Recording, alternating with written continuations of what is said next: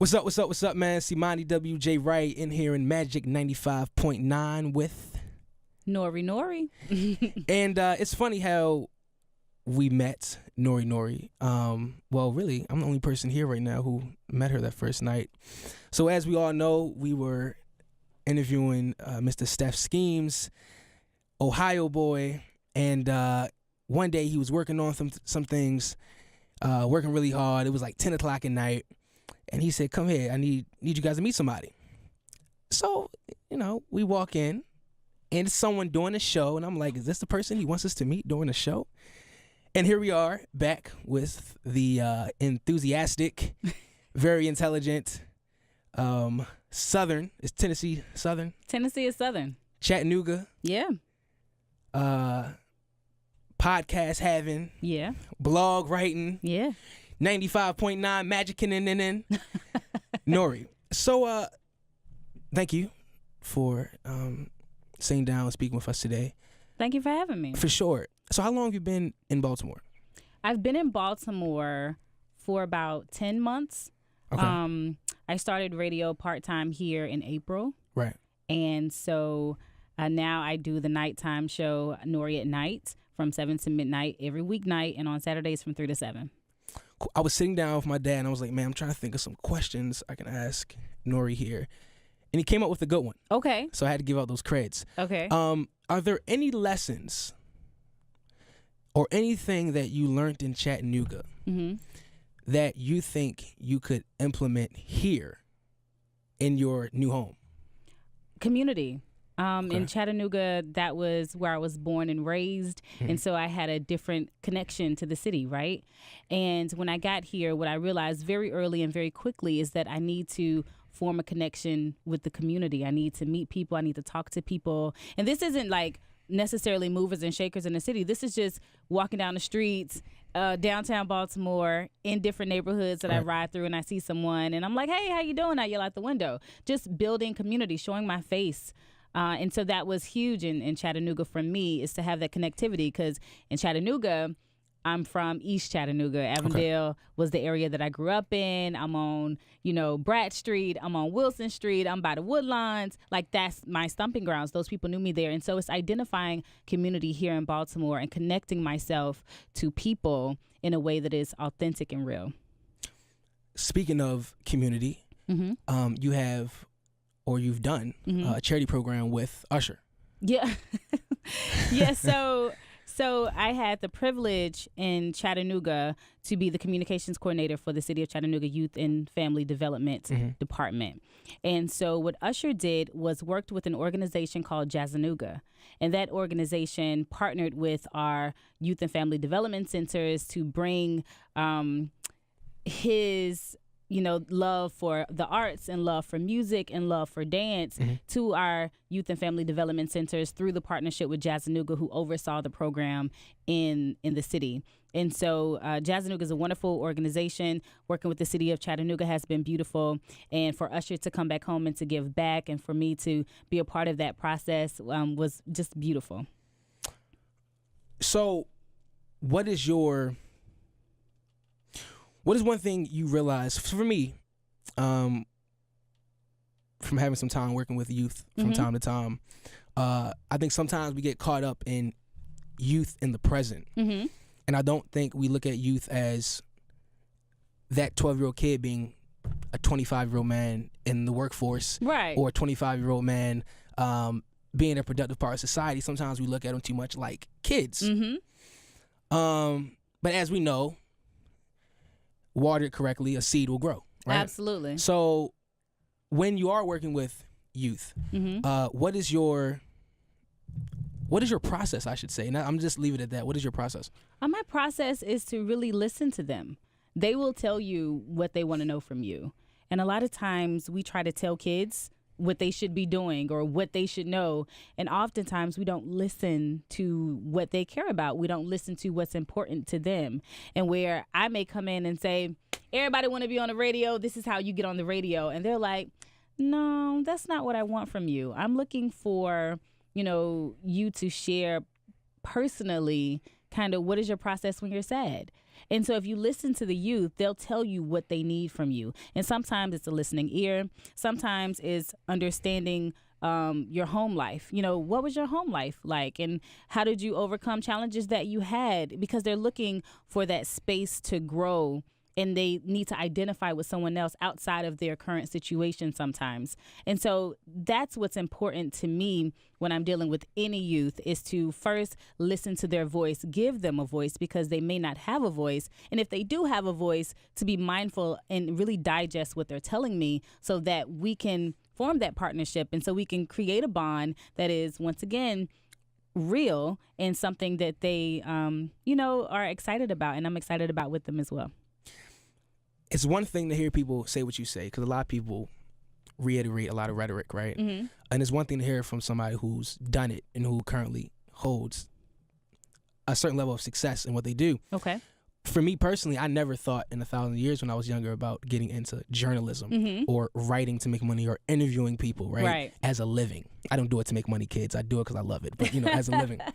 And for someone who, honestly, I don't hear it in the school system a lot. People, Mm-hmm. want to be journalists. I don't really hear it in a lot of households or communities or in just conversations or what do you want to be when you grow up. Mm-hmm. Being someone who is currently a journalist in many facets Mm-hmm. of the word, what is your advice to someone 15 right now who's a great writer who might not be looking at the journalism route? We are in such a beautiful space with these kids because they have the internet, and you can put out your writing. You can put out your stories. You can self-publish. It's so many things that you can do. You can start a blog. You can use your Facebook as your writing platform. And so if it's something that they're passionate about, especially with it being journalism, if they want to cover entertainment, they can do it from the comfort of their own social media and become large and big, especially if the content is quality. Mm-hmm. So it's quality over quantity, and it has to be something that people care about. So if your thing and you're young is mental health, then you should talk and you should write about that. If you want to write about entertainment, you should do that. But you have to identify what it is that you love and you're passionate about and go after that. Right. I would also tell the young person, outside of social media, kill it in school. Like, that is your resume. You don't have a job yet, but that becomes your job. I tell them to get as many scholarships as you possibly can. Literally, writing to get into the school of your dreams or writing to get accepted to college is really important. A lot of people have kind of shied away from, telling kids to go to college because of debt and things like that. But ultimately, your writing can be your ticket to having a debt-free college experience. Mm-hmm, and mm-hmm. So college is not all about debt. It's about life experiences that you can get. It's about experiencing life so that you become the very best version of yourself, and you get to explore journalism from a different perspective, from your life experiences to kids that you grew up around to just being a storyteller. Journalism is storytelling at its finest. It is beautiful, and it is frustrating, and it is scary, and it is all of the things. Every emotion that you could possibly think of is embodied in journalism. We are the roots. We are the trees that grow and spread and cover, people, because within journalism, that's where you have the ability to keep history going. That is where you have the ability to share your culture. That is where, so many things live between pages. And so it's a beautiful profession. And I encourage young people that got the gift. Everybody don't got the gift, but if you got the gift, I encourage it to be nurtured. And don't be afraid to step out there and try it. You may like it. You may love journalism. And if you do, then it could be a very lucrative career. Heck of an answer. I wish I would have heard that 5 years ago. But you mentioned the internet. Yeah. And you mentioned social media. Yeah. And you yourself have a podcast titled? I do. I love the internet. Okay. And tell us a little bit about that podcast and how I think we see a different side of you. Yeah, I think in my podcast, I am 100% transparent. I talk a lot about my personal stories. Right. I share a lot about, people that I've met in the entertainment industry and kind of what those experiences have been. But more importantly, it's about self-love. It's about developing your own quirks. It's about being weird. It's about being misunderstood. And it's about finding yourself on the internet, because I see quotes all day on the internet. And so what brought me to this podcast being named I Love the Internet is because I see stuff on the internet all day. And sometimes I see a quote and I want to expand upon that.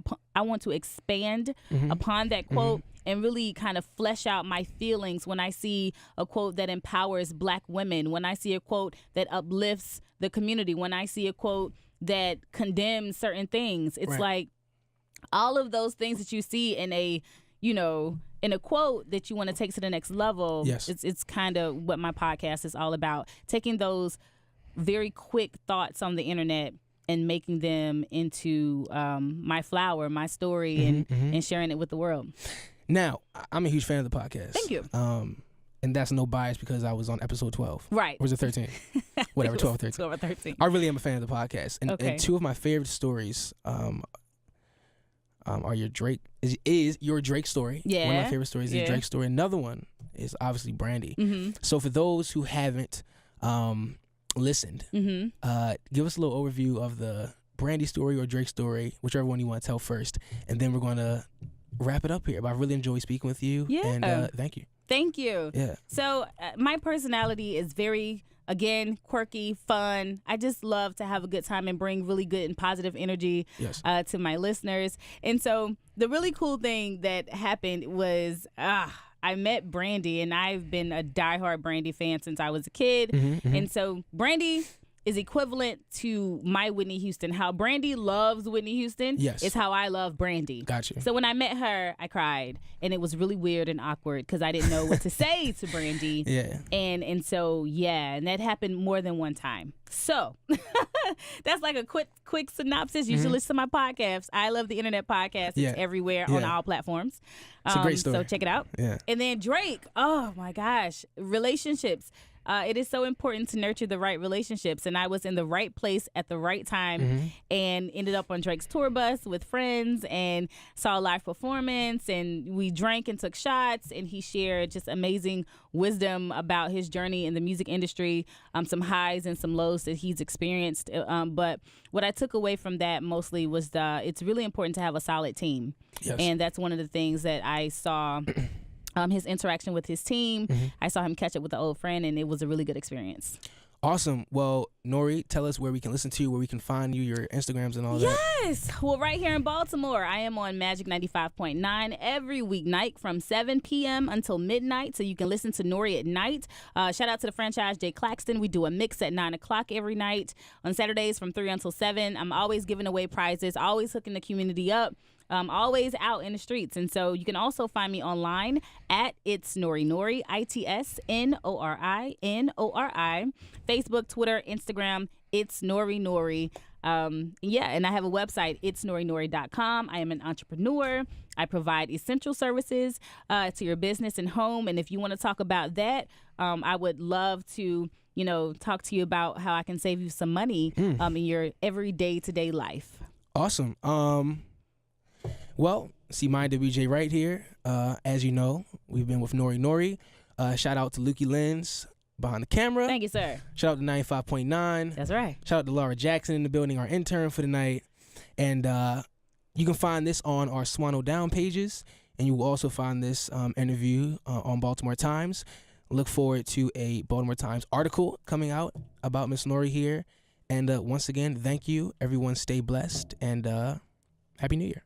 Happy New Year.